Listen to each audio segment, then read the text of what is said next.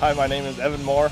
I'm a journeyman lineman with La Plata Electric Association. What I like most about being a lineman is working outside, getting a different scenery every day, every job, and just getting work with a great group of guys. I knew a gentleman that worked at a co-op that is just west of us, Empire Electric, and he told me about it, and he told me about the amount of guys retiring and the amount of guys not coming into the trade to fill their positions. And he talked a little bit about wages and how I wouldn't have to do as much schooling and have my training paid on the job. So that's how I got into it.